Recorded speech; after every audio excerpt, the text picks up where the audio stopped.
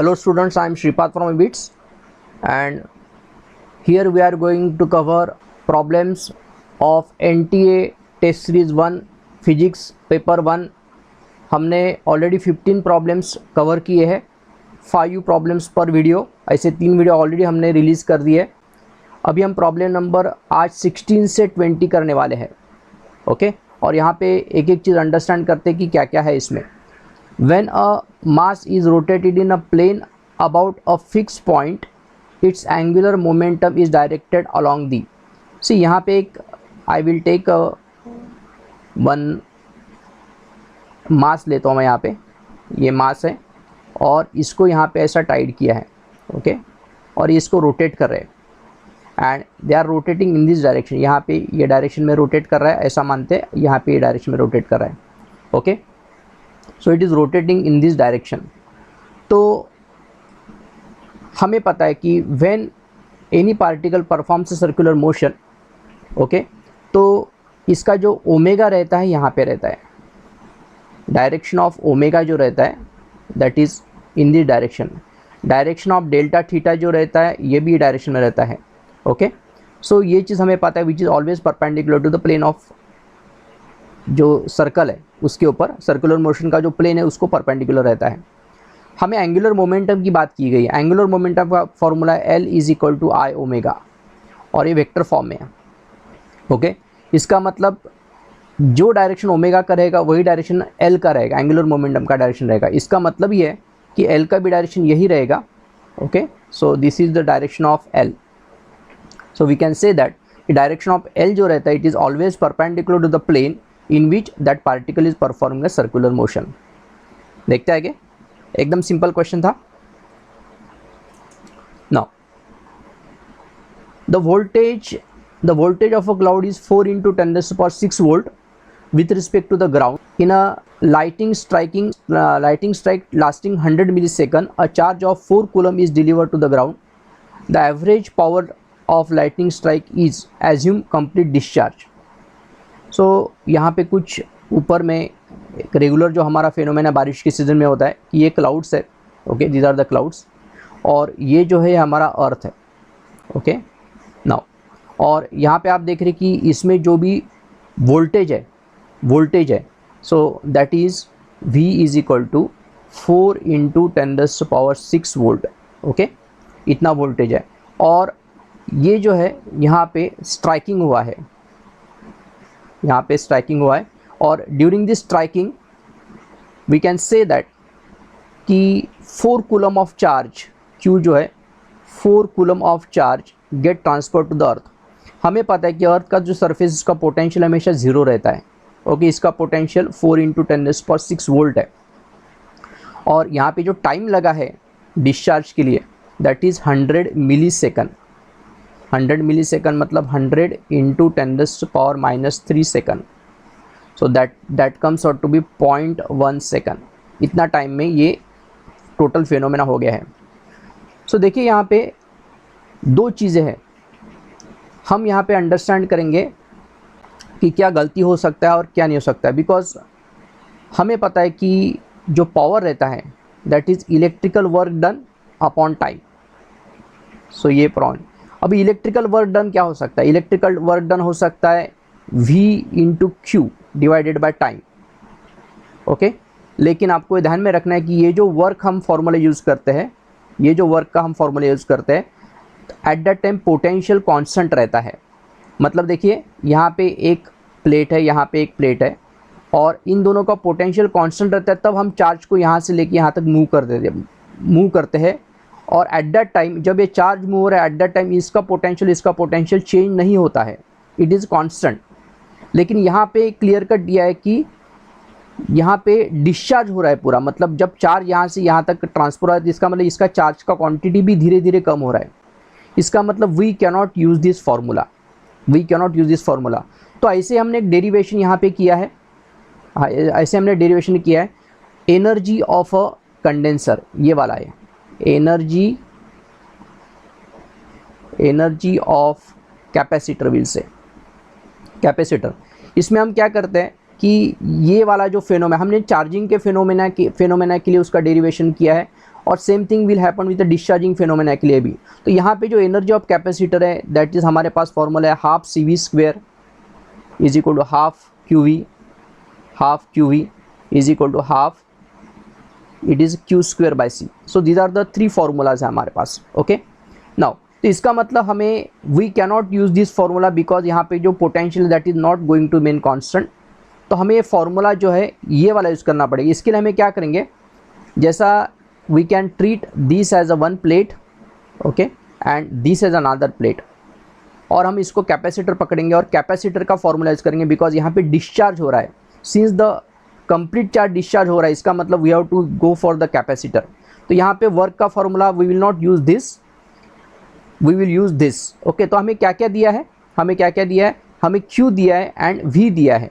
So we will use this formula, हम ये formula use करेंगे बिकॉज हमारे पास ये डाटा है। तो देयरफॉर पावर जो है दैट इज एनर्जी मतलब ही वर्क, तो it will be half Q into V divided by time, so that will be power.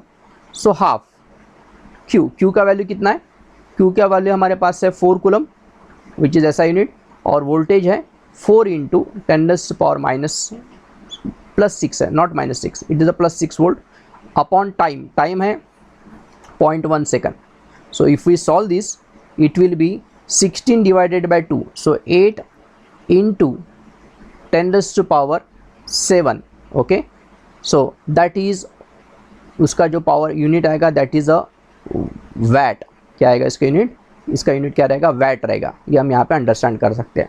Okay so in this way we can understood the problem. तो यहाँ पे गलती होने का चांस है, आप ध्यान में रखिए कि W is equal to V Q, ये फॉर्मूला हम तभी यूज़ कर सकते हैं जब चार्ज ट्रैवल कर रहा है at the time potential is constant. Okay लेकिन यहाँ पे चार्ज ट्रांसफर होता है, ये डिस्चार्ज हो रहा है, पोटेंशियल कंटिन्यूसली ड्रॉप हो रहा है। तो एट दैट टाइम हमें एनर्जी ऑफ उसको एज अ कैपेसिटर ट्रीट करके उसको सॉल्व करना है। In this way we can understand the things. देखते आगे। नेक्स्ट क्वेश्चन है 2 small spheres each of mass m okay and a charge q। ये दो यहाँ पे 2 स्पीयर है और उसका मास m है और उसके ऊपर चार्ज q है। Okay are tied from the same rigid support with the help of a silk thread of length l। Okay they makes an angle theta with the vertical, दिख रहा है हमें डायग्राम में। Okay in the figure if the length l is decrease then theta with the vertical, ये length अगर कम करते हैं तो क्या हो जाएगा। तो इसको समझने के लिए देखिए यहाँ पे कि ये एक फिलहाल ये इसका पोजीशन है, मैं यहाँ पे एक लेता हूँ, एक पार्टिकल है दूसरा पार्टिकल है। ओके अभी जब इसका लेंथ कम करेंगे तो आप देख रहे हैं कि दोनों के ऊपर चार्ज कितना है, Q है। So there is this is also Q, this is also Q। इसका मतलब इन दोनों में क्या रहेगा, there will be a force of repulsion रहेगा। अगर मैं सेंटर टू सेंटर यहाँ पे ज्वाइन करता हूँ, सेंटर टू सेंटर ज्वाइन करता हूँ, तो ये जो पार्टिकल इसको ये डायरेक्शन में रिपेल करेगा। ओके और ये वाला पार्टिकल इसको ये डायरेक्शन में रिपेल करेगा। सो this is the force of repulsion, यहाँ पे मैंने आपको दिखाया। और यहाँ पे इसके लिए ये दूर है एक दूसरे के साथ। अभी हम क्या करें कि इसका जो थ्रेड है ये कम करे। सपोज थ्रेड कम करे तो ये ऊपर जाएगा, ये ऊपर जाएगा। ओके ये भी ऊपर जाएगा। Okay this will also move in upward direction. तो आप देख रहे हैं कि पहले जो इन दोनों में का डिस्टेंस था वो ज़्यादा था, अब ये जो डिस्टेंस है ये डिस्टेंस क्या हो गया, कम हो गया। और डिस्टेंस कम होने की वजह से इनका जो फोर्स ऑफ रिपल्शन है ये और बढ़ेगा, और फोर्स ऑफ रिपल्शन बढ़ेगा तो ये और दूर चले जाएंगे। और इसका मतलब ये जो थीटा है दैट विल इंक्रीज। ऐसा हम बोलेंगे कि अगर लेंथ कम हो जाएगा तो इन दोनों में का डिस्टेंस, देखो यहाँ पे डिस्टेंस आपको कम दिख रहा है, यहाँ पे ज़्यादा दिख रहा है, तो ये जो फोर्स है डेफिनेटली ये और बढ़ेगा, और फोर्स बढ़ेगा तो ये और दूर चले जाएंगे तो theta will increase. That is how we can understand the problem. Simple problem था बेसिक कंसेप्ट के ऊपर। आगे देखते हैं 19 प्रॉब्लम हम देखते हैं अभी। अ 1 लीटर ग्लास फ्लास्क कंटेंट सम मर्क्यूरी। ओके ये एक ग्लास का फ्लास्क है, तो इसका जो वॉल्यूम है यहाँ पे आपको 1 लीटर दिया है। So it is a 1 litre. Okay now 1 litre it is found and इसमें मर्क्यूरी है। तो मर्क्यूरी फिलहाल मैं यहाँ पे ऐसा दिखा देता हूँ, ये मर्क्यूरी है और वॉल्यूम ऑफ मर्क्यूरी हमें दिया नहीं है और हमें वही कुछ फाइंड करना है। Find the volume of mercury. देखते आगे। Okay it is found that at different temperature the volume of air inside the flask remains the same. यहाँ पे एयर है, यहाँ पे मर्क्यूरी है, और इसका हम टेम्परेचर बढ़ाने वाले हैं। तो इनिशियल टेम्परेचर हम जो है दैट इज़ θ1 हम लेते हैं, that is initial temperature, okay, temperature है, एंड θ2 जो है दैट इज़ फाइनल टेम्परेचर है, फाइनल टेम्परेचर, ओके, ये ध्यान में रखना है। तो during this change in temperature air का वॉल्यूम कांस्टेंट रहता है। अभी एयर का वॉल्यूम कांस्टेंट कब रहेगा? देखिए, ये एक वॉल्यूमेट्रिक एक्सपांशन के ऊपर का प्रॉब्लम है, बिकॉज जब हम हीट करेंगे फ्लास्क को तो फ्लास्क का वॉल्यूम सपोज ये थोड़ा सा बढ़ गया, ऐसा मैं बताता हूँ। यहाँ पे ये फ्लास्क का वॉल्यूम थोड़ा सा बढ़ गया, ओके, उतना ही वॉल्यूम मर्क्यूरी का भी बढ़ेगा, उतना ही वॉल्यूम मर्क्यूरी का भी बढ़ेगा, ऐसा मैं मानता हूँ। और एयर का वॉल्यूम कांस्टेंट होने के लिए जितना वॉल्यूम इसका फ्लास्क का बढ़ रहा है उतना वॉल्यूम मर्क्यूरी का भी बढ़ना चाहिए, तब जाके एयर का वॉल्यूम कांस्टेंट हो सकता है। सो इसका मतलब it is the problem on volumetric expansion. तो हमें बेसिक फार्मूला पता है कि जो भी वॉल्यूम एट टेम्परेचर 2 है that is always equal to V1 into 1 plus gamma T2 minus T1। यह हमारे पास बेसिक फार्मूला है वॉल्यूमेट्रिक एक्सपांशन का, ओके। तो हमें ये अप्लाई करना पड़ेगा। इसको अगर हम थोड़ा सा सिंप्लीफाई करेंगे तो हमें दिखता है कि V2 is equal to V1, अंदर मल्टीप्लाई करते हैं तो V1 gamma T2 minus T1, और मैंने यहाँ पे थीटा लिया है तो I will just replace by theta. तो V2 minus V1 is equal to V1 gamma, यहाँ पे मैं θ2 माइनस θ1, बिकॉज हमने प्रॉब्लम में टेम्परेचर θ2 थीटा लिया है। तो ये V2 माइनस जो V1 है it is nothing but a delta V। Delta V is equal to V1 gamma θ2 minus θ1।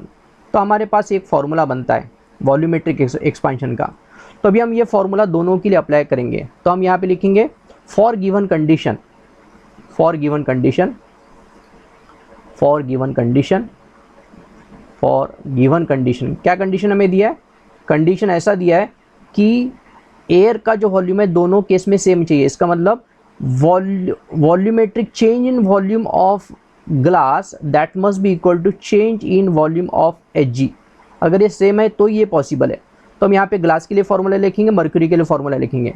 तो ग्लास के लिए फार्मूला है ओरिजिनल वॉल्यूम ऑफ ग्लास है Vg1, मैं बोलता हूँ उसको Vg1 into gamma for glass into temperature है θ2 माइनस θ1।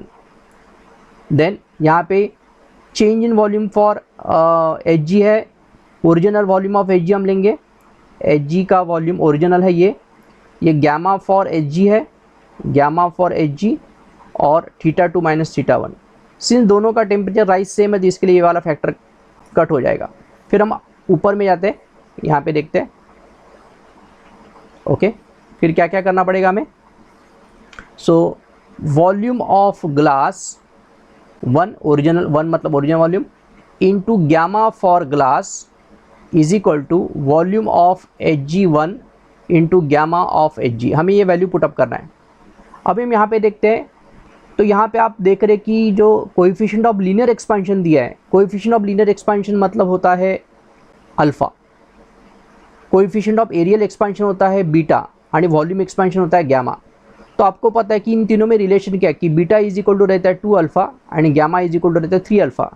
इसका मतलब सबसे पहले मुझे यहाँ पे गैमा फॉर ग्लास निकालना पड़ेगा। तो गैमा फॉर ग्लास का वैल्यू क्या है? Gamma for glass is equal to 3 times alpha. Alpha का वैल्यू है 9 इंटू 10⁻9 इंटू -6 पर डिग्री सेंटीग्रेड। तो ये वैल्यू हम यहाँ पे पुटअप करेंगे। इसका जो वॉल्यूम है ग्लास का 1 लीटर ओरिजिनल दिया है यहाँ पे, ये है 3 into 9 into 10⁻6 is equal to volume of mercury मुझे निकालना है, ओके, इंटू यहाँ पे volume of gamma for Hg है, ये वॉल्यूम एक्सपेंशन दिया है 1.8 इंटू 10⁻⁻4, और I can say so it is 18 into 10⁻, so I will change, थोड़ा सा मैं इसको चेंज कर देता हूँ, 18 इंटू 10⁻5 है। 1.8 को मैंने थोड़ा चेंज कर दिया। अभी मुझे इसका वॉल्यूम इसका आंसर निकालना है, तो वॉल्यूम निकालना है, तो ये हो जाएगा 3 into 9 into 10⁻6 divided by 18 into 10⁻5 is equal to volume of Hg। So 3 और यहाँ पे हो रहा है 6, ओके, और यहाँ पे अगर मैं डिवाइड करता हूँ तो यहाँ पे हो जाएगा ये ऊपर चला जाएगा, ये ऊपर चला जाएगा, तो यहाँ पे 0.1 बचेगा, 10⁻⁻1 बचने वाला है।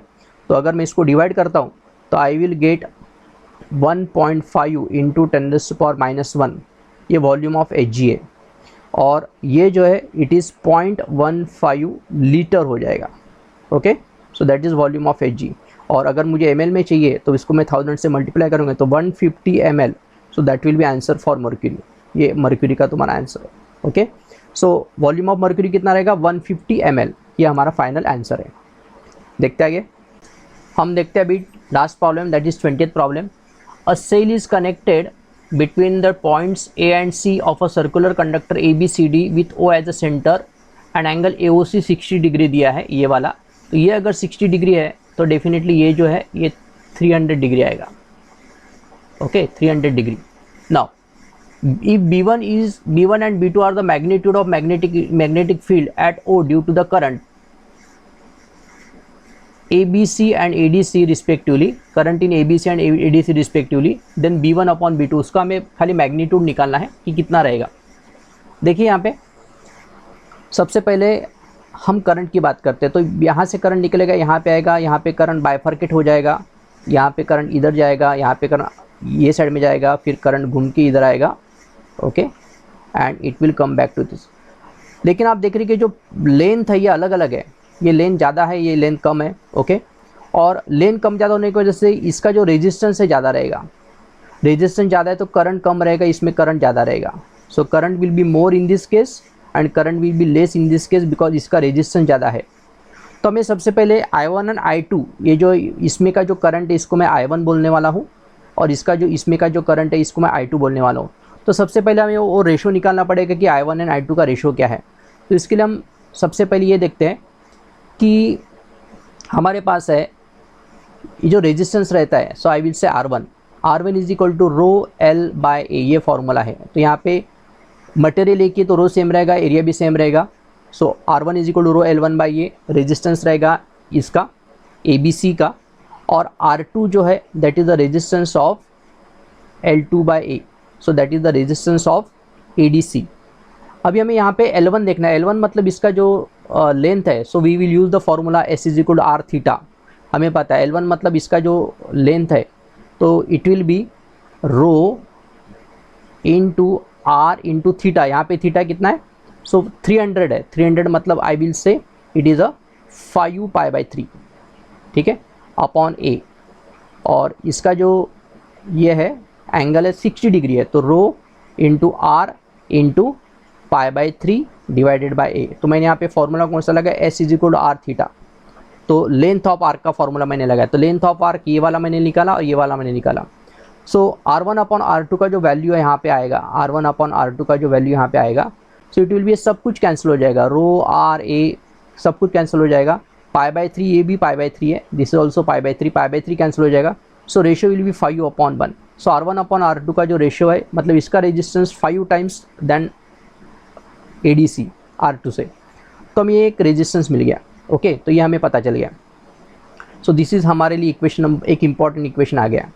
अगेन एक चीज़ हम देखते हैं कि magnitude of magnetic induction at the centre of circular coil, पूरा सर्कुलर कॉइल का जो फॉर्मूला हमारे पास है that is B is equal to μ0 Ni upon 2R, यह हमारे पास फॉर्मूला है। लेकिन यहाँ पे N का वैल्यू 1 है बिकॉज एक ही टर्न है, तो यहाँ पे क्या आएगा μ0 I अपॉन 2R। ये होता है formula for eight the centre of circular coil. लेकिन ये जो मैग्नेटिक फील्ड जो बना है ये पूरे 360 डिग्री से बना है। हमें पता है कि पूरा सर्कुलर कॉइल में एंगल रहता है 360 डिग्री, तो 360 डिग्री के लिए जो फील्ड है ये एंगल है थीटा है। 360 डिग्री के लिए जो फील्ड बन रहा है that is μ0 I upon 2R बन रहा है। तो 300 के लिए कितना बनेगा, 300 डिग्री के लिए कितना बनेगा, सो दैट विल बी B1। सो इसके लिए मैं यहाँ पे तो B1 का क्रॉस मल्टीप्लिकेशन से आंसर क्या आएगा, B1 is equal to μ0 I1 upon 2R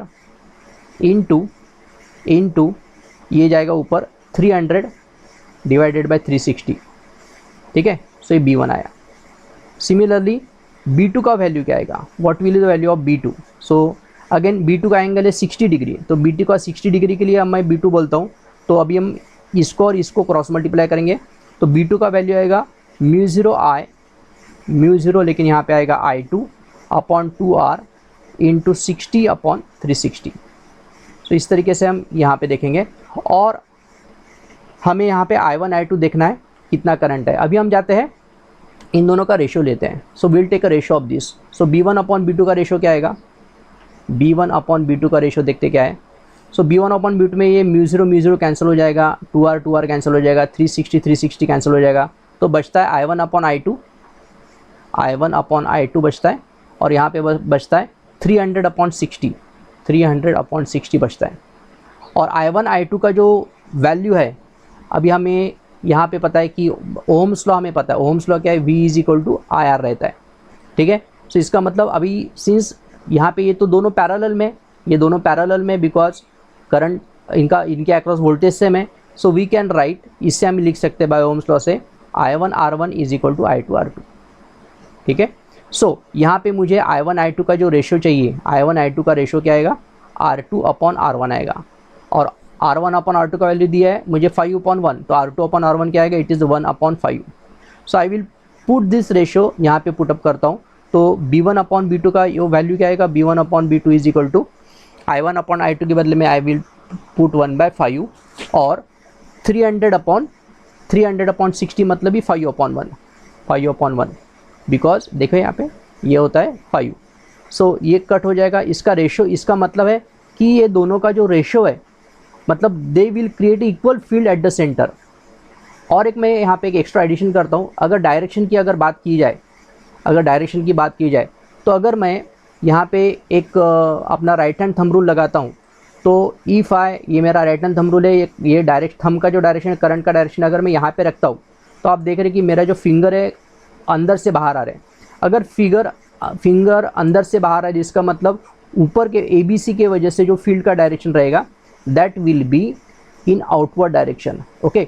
और इसके वजह से नीचे वाले जो ADC ब्रांच से जो करंट फील्ड का, मेरे फिंगर यहाँ से अंदर जा रहे हैं, बाहर से बाहर आ रहे हैं, इसका मतलब यहाँ पे फील्ड अंदर जा रहा है, ओके। तो अंदर जा रहा है, इसका मतलब भी क्या है कि यहाँ का जो फील्ड का डायरेक्शन कैसा रहेगा, यहाँ का फील्ड का डायरेक्शन नीचे वाले का अंदर जा रहा है, मतलब ये वाला फील्ड, इसके वजह से फील्ड अंदर जा रहा है, इसके वजह से फील्ड बाहर आ रहा है, और दोनों का मैग्नीट्यूड सेम है, दो इक्वल एंड अपोजिट है, तो नेट फील्ड यहाँ पे 0 रहेगा, लेकिन दोनों का रेशो कितना रहेगा, 1 रहेगा। उन्होंने मैग्नीट्यूड का रेशो पूछा, तो मैग्नीट्यूड का रेशो कितना रहेगा, 1 रहेगा। In this way you have to understand. Last hint, अब यहाँ पे तो मैंने पूरा डिटेल में डिस्कशन किया है, लेकिन आपको समझ जाना है कि अगर कोई भी सर्कुलर लूप रहने दो, अगर आप इतना भी उसका पार्ट करते हैं, ये पार्ट और बचा हुआ part, they will create a same field at the center. It is not for 60, it is for any 2 parts. कोई भी 2 पार्ट बनाओ। अब ये पार्ट एकदम बहुत लंबा, एकदम छोटा है, ओके। तो ये दोनों, ये जो छोटा वाला पार्ट मैंने बताया, इस पार्ट की वजह से यहाँ पे जो फील्ड है उतना ही फील्ड इस पार्ट की वजह से भी फील्ड रहेगा। तो for any 2 part it is true. So ratio हमेशा इक्वल रहते हैं, डायरेक्शन हमेशा अपोजिट रहते हैं। तो in this way you have to understand the things. देखते आगे, ओके। तो यहाँ पे हमारे 5 प्रॉब्लम यहाँ पे ख़त्म हो गए, और I hope you have enjoyed this session. और अगर आपको अच्छा लगे तो आप अपने दोस्तों के साथ शेयर कीजिए, और मेरा जो चैनल है उसको सब्सक्राइब कीजिए, और वीडियो को लाइक कीजिए। Thank you very much.